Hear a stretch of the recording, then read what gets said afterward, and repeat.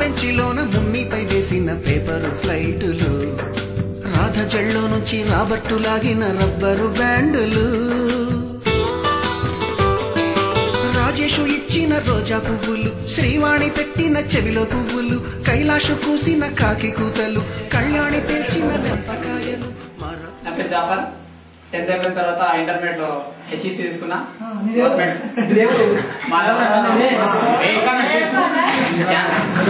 Government city college, government college కరోడ్లో. దాని తర్వాత డిగ్రీ చేద్దామని ప్రైవేట్ కాలేజ్ లో అడిగి పోతే సిబ్లీలో ఉన్నారు.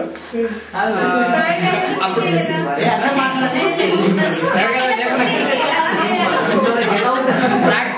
ఒరిజినల్ గా చెప్పాలంటే ఎకనామికల్ గా పూర్ ఉన్నప్పుడు ఏం డబ్బులు లేకుండా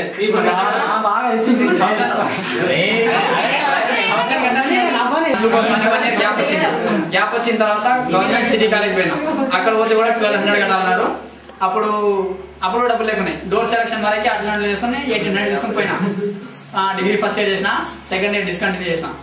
ఎందుకంటే ఫోటోగ్రఫీలోకి వచ్చిన తర్వాత కరెక్ట్ ఎగ్జామ్స్ ప్లస్ నా పెళ్లిళ్ళ సీజన్ రెండు కూడా చదువుతున్నాయి. ఇక్కడ పెళ్లి చేయకుండా ఎగ్జామ్స్ అటెండ్ చేయలేదు. ఎగ్జామ్స్ అటెండ్ చేయకపోతే పెళ్లి చేయలేదు. కాబట్టి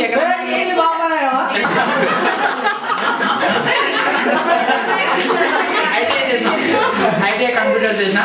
రీసెంట్ గానే ఎగ్జామ్స్ అయిపోయినాయి. దాని తర్వాత ఇంకేముంది, మ్యారేజ్ ప్రపోజల్. ఇల్లు పర్సనల్ గా ఇల్లు కట్టుకుంటున్నా. అందరూ ప్రెజర్ చేస్తారు, ఫ్రెండ్స్, ఫ్యామిలీ. ముందు నాకు వాళ్ళకు చెప్పాలి. ఓకే, అట్లా చెప్తున్నా. ఇల్లు అయిపోయిన తర్వాత మ్యారేజ్ లో అందరికి ఇన్వైట్ చేస్తా. పెళ్లిళ్ళు అయిన వాళ్ళు అగో భాగ్యలక్ష్మి చాలా గ్రేట్ లెక్క నడుస్తాయి. అలాంటి తోలుకొని వచ్చింది. సేమ్ మ్యారేజ్ లో మీరు కూడా మళ్ళీ శాఖ వైఫ్ ని ఇన్స్పెక్టర్ అవ్వద్దు. అట్లే మీ వైఫ్ లను కూడా ప్రజెంట్ ఇప్పుడు నేను నాకు లేదు కాబట్టి చెప్తున్నా. ఉన్నప్పుడు ఈ ప్రపోజల్ ఖచ్చితంగా ఇయర్లీ కాకుండా కానీ 5 years కో 3 years కో మనకు వీలైనట్టు ఖచ్చితంగా పెట్టుకుందాం ఈ డేట్. అందుకు అందరు సహకరించాలి. ఫిబ్రవరి 29 ఇది బెస్ట్ నాకు తెలిసి. 4 years అది 4 years కోసారి సూపర్ ఉండదు. అది డేట్ ఎక్సలెంట్. ఇప్పుడు స్పెషల్ ఏంటంటే February 29 ఫస్ట్ టైం నేను నా ఫోన్ లో మ్యారేజ్ డే ఫిక్స్ చేసుకుని పెట్టుకున్నాను. ఆ డేట్ పెట్టుకోవాలని ఎప్పుడు 4 years కోసారి వచ్చిందనుకో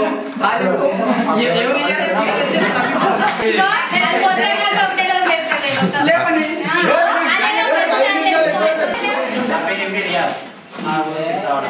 10th అయిపోయాక హోటల్ పని చేసుకుంటున్నాం. ప్లస్ అంటే షిప్ కడుకోవడం ప్లస్ చాయ్ కడుకోవడం.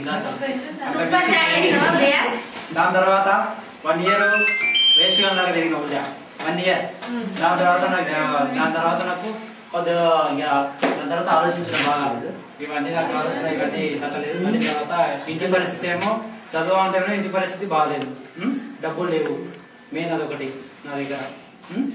ఇప్పుడు మా డాడీ ఏమన్నాడంటే మా డాడీ సంపాదలేదు నాకు సంపాదన చదవడానికి. నాకు ముగ్గురం అన్నదమ్ములు, ఒక చెల్లెలు నాకున్నది. నా చెల్లెలు మ్యారేజ్ చేసిన ఈ సంవత్సరం చేసిన. దాని తర్వాత ఇంకేంటంటే ఇప్పుడు చేసే సంపాదన మొత్తం కూడా సౌండ్ సిస్టమ్. దాని తర్వాత సౌండ్ సిస్టమ్ లో మ్యారేజ్ డేస్ వస్తేనేమో సౌండ్ సిస్టమ్, అది తప్పితేనేమో హోటల్. నా ఒపీనియన్ ఇది. మీరు ఎట్లా అనుకున్నా సరే నన్ను మీరు ఫ్రెండ్లీగా నన్ను చూసుకున్నా సరే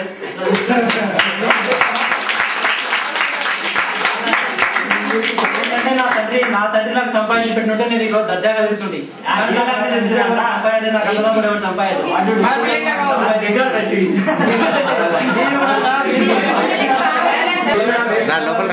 సంపాదించుకోండి ప్లస్ అంతే. అన్నయ్య ప్లస్ అంతే. మన సంపాదన సంపాదించుకోండి ప్లస్ అంతే. అన్నయ్యాడు, తమ్ముడు ఎవడాడు మనకు చెప్తున్నారా? 10th అయిపోయినాక ఇంటర్ చేసిన. ఇంటర్ ఫెయిల్ అయినా. తర్వాత డాడీ చనిపోయాడు. స్టడీ ఆర్కే స్టాప్. నేను అన్న సిటీలో రూమ్ పెట్టాం. ఇంకా అప్పుడు కష్టాలు ఎక్కువ చేసుకోలేదు. ఇక తర్వాత అప్పుడు ఆర్థికంగా లోపడి ఉన్నాం. ఇక రాను ఇప్పుడు స్టేటస్కి వచ్చినాం మంచిగా. నేను 5,000 అన్న 10,000 మంచిగా ఉన్నాం. ఇక ఎందుకంటే ఇప్పుడు స్టడీ మీద మళ్ళీ ఇంట్రెస్ట్ ఉంది. స్పోకెన్ ఇంగ్లీష్ పోయినా. రీసెంట్ గా ఓపెన్ డిగ్రీ చేస్తున్నా. ఇక కంప్యూటర్ క్లాస్ పోవాలనుకుంటున్నా. నాకు చాలా హ్యాపీగా ఉంది అసలు ఈ రోజు ఇట్లా కలవడం అనేది. నాకు ఫస్ట్ కవిత ఫోన్ చేయగానే నాకు చెప్పలేనంత ఆనందమై అసలు చాలా చాలా హ్యాపీగా ఉంది ఈ రోజు. 10th అయిపోయిన తర్వాత ఇంటర్ చేసిన, సీసీ తీసుకున్నా, పాస్ అయినా, సెకండ్ క్లాస్ పాస్ అయినా.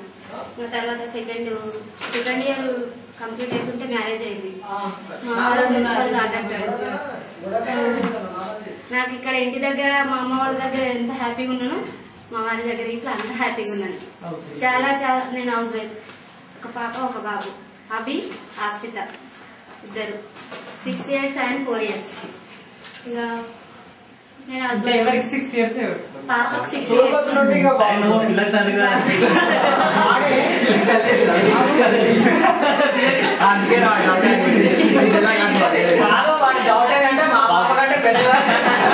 పిల్లలకి చాలా హ్యాపీగా మా లైఫ్ అనేది, నా లైఫ్ అనేది చాలా హ్యాపీగా గడిచిపోతుంది ఇప్పటికైతే. ఇప్పటివరకు అయితే నా లైఫ్ లో ఏది బాధాకరమైన విషయాలు అయితే ఒక్కటి ఇంట్లో లేదు అసలు ఇప్పటి వరకు. అమ్మ వాళ్ళ దగ్గర ఎట్లున్నాను, మా అత్తమ్మ చాలా బాధిస్తుంది, మా వారి ఇంట్లో చాలా బాధిస్తారు. నాకంటూ చాలా ఎంకరేజ్ చేస్తాడు. ఏమన్నా నాకు అవసరం కావాలనుకుంటే నాకు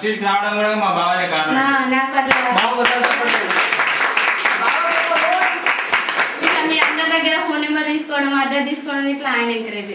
నాకంటూ అంత ఐడియా రాలేదు. తీసుకోబాధ్యా బాగుంటది అందరితో ఎంకరేజ్ చేసింది ఇట్లా ఆయన. పోదాం ఏం కాదు, నేను వస్తా, ఎందుకు నేను వచ్చి అందరినీ పెళ్లిలో ఎట్లాగో ఎవరిని ఇన్వైట్ చేయలేదు నేను అసలు.